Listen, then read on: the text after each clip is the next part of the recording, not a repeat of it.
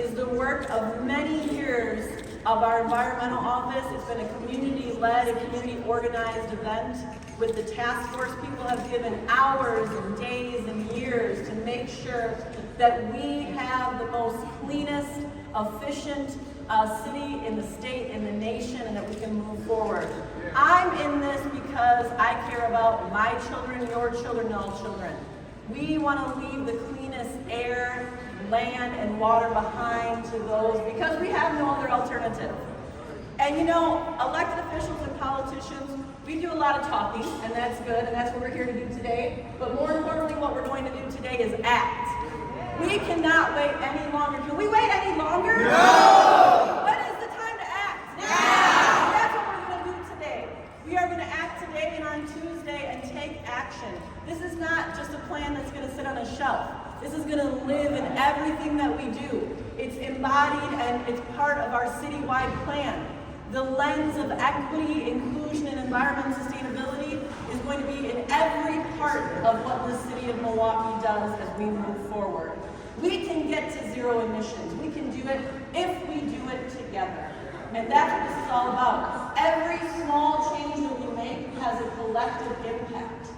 The action of a few and many can make a difference for all of us. So that's what I love about climate and energy and environmental work, is it brings us together. And we'll start off with Eric Schoenberger from our environmental. Thank you for your leadership on this.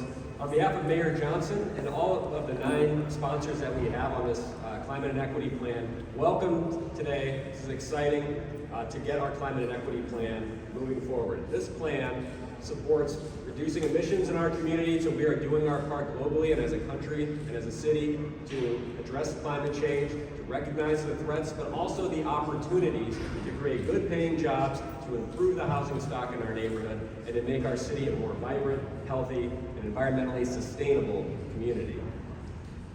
This plan was the result of the city-county task force that was formed in 2019. We did government the right way by bringing people together, working groups, experts, and regular citizens to contribute to the content of this plan. And so this city plan is a people's plan and reflects all of that work and input from the community. And we're so excited to hopefully have the Common Council adopt this plan in the next few days. Actually, next week they'll do the final adoption. There are 10 big ideas in this plan to help us reach the goals of climate change and supporting racial equity in our community. These are ideas about improving our existing housing stock by making it more energy efficient, by building new housing on vacant lots that are net zero energy, by supporting energy efficiency in commercial buildings, by making our streets and neighborhoods more people-centered, so it's not all about cars zooming as fast as possible, but to re-knit our community together around biking and pedestrian-friendly and safe driving. It's around electric vehicles, to move us away from polluting cars to more environmentally friendly vehicles that have zero emissions and better air quality. It's about planting trees and improving our schools and tearing up excess pavement and planting trees so our kids have a better place to play in our playgrounds. It's about reducing the amount of food waste that goes into the landfill and instead feeding hungry people with it, because we have hungry people in our community that can take advantage of that good food that often goes to waste in our big institutions. And lastly, we need to have work at the ground level through our resilience ambassadors to tell people, to tell the story, to get people excited about all the financial opportunities and ways to improve their homes through our climate and equity plan. So we are so excited to get this going today, and I'd like to turn it over to State Representative Supreme Moore-Amakunde.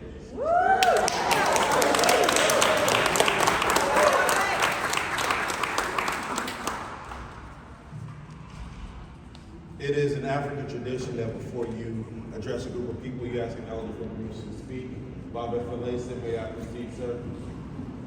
I'm not, yes, sir, but Okay. am I the oldest guy in the room? You're just the one I picked. You're just the one I picked. His father was one of my first teachers. So I'm very glad to be here this morning. I am State Representative Supreme Moore-Amakunde, and 4.5 years ago, when I was a member of the Milwaukee County Board of Supervisors, we established the City-County Task Force on Climate and Economic Equity. Then President of the Common Council, Ashanti Hamilton. I want to give him credit for it being his idea, and he being a stalwart and putting his best alderperson on that task force to let us know that he was serious about this work. And so today is not the culmination, but the tipping point of 4.5 years worth of work. We took the opportunity to marry these two ideas, to marry the idea of climate equity and climate justice and economic equity and put them together because we knew that both of them needed protecting so desperately. And so we decided to take both on at the same time. I want to thank the task force members. We had 13 task force members. I don't want to thank them all. I won't name them all because if I miss somebody, I'll be in trouble. However, I want to thank everybody for their hard work. We worked long hours. We met here during the pandemic. We had phone conversations and Zoom meetings. And we kept doing this work. We had a preliminary report, our final report, and it's just some great work that's been done. We had organizations like the NAACP, 350.org, Citizen Action, Sierra Club, a number of folks. And Eric Schomburger talked about the 10 big ideas. The 10 big ideas are actually 10 huge ideas. That's right. And the 10 huge ideas are going to transform the way that we do business when it comes to climate in the city of Milwaukee and the way we do economic equity in the city of Milwaukee. We have the opportunity to return Milwaukee back to its greatness, where it was one of the greatest places to live in the country, and we will do that by addressing our greenhouse gas emissions and creating jobs for those who desperately need them. Not only just jobs, careers, green careers, the opportunity to have life-sustaining, family-sustaining jobs.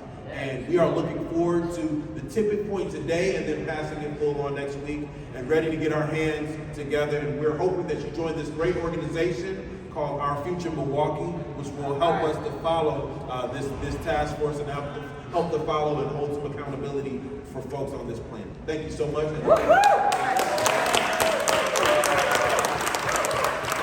will hand it over to Sam Rica de la Rosa.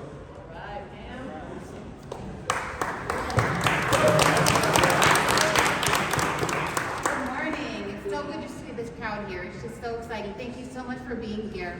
And thank you so much again to the leadership of Alderwoman Dimitrievich, to then Supervisor Maura Makunde, to Ashanti Hamilton, to all of our elected officials who have brought this forward. We should be so proud of this plan. This is truly a community plan. We're one of the only climate and equity plans in the country. And this was a culmination of, as everyone said, years of work, of meeting on Zoom meetings twice a month, all kinds of people dedicating their time, their energy, and their knowledge to putting these great ideas together. That's why I know that this will be implemented, we will achieve our goals. When I was on the task force, because I was on the task force before I started working here at the city, we would dream of a day when we had amazing federal investments to be able to move this plan forward. We have that now in the Inflation Reduction Act.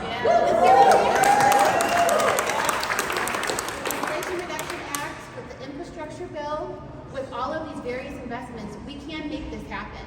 And that is why it's so great. Thank you so much to the task force we have a plan to take advantage of these investments now. And this will strengthen the city's applications for all of these different ideas, these big ideas that we have to implement. And let's really not forget, the focus here is really reducing greenhouse gas emissions. But let's not forget, when we are greening up the grid, we are electrifying cars, that's going to mean cleaner local air quality. we have terrible air quality. We have really problems with air quality in the city. This will really make an improvement in that way. As we're adding more trees and more green space in our city, that will help to absorb the rainwater, reduce flooding. That will help to reduce the urban heat island that a lot of our neighborhoods experience. So the focus is really on greenhouse gas emissions and on equity, but let's not forget the true quality of life improvements that we will have as we implement this plan. So thank you so much again to everyone for being here, and let's take this past the finish line. Thank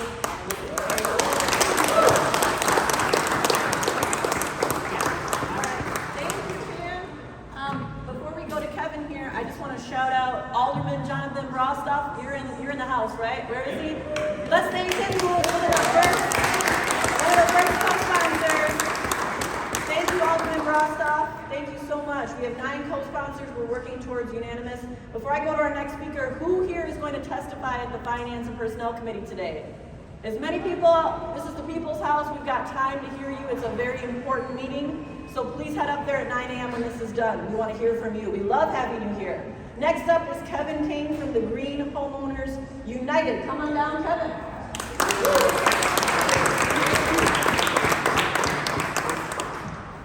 Thanks everyone for being here today. Thank you guys for making this a huge reality. My name is Kevin Kane. I'm the Chief Economist at Green Homeowners United. We're one of the hundreds of companies in Wisconsin who are trying to hire workers to directly help people fight climate change. In my case, help people fight climate change at home.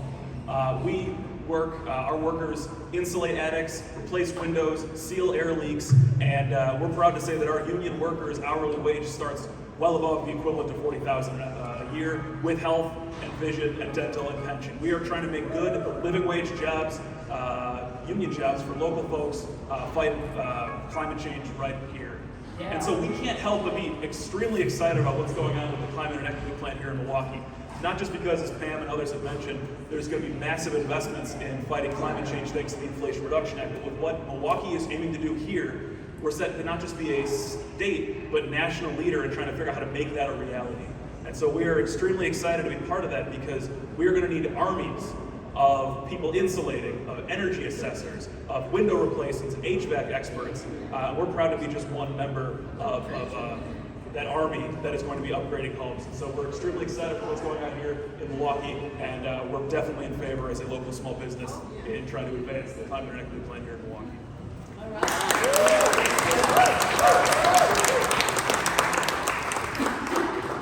Thank you all again for being here. Just some parting thoughts before we go up to the Finance and Personnel Committee.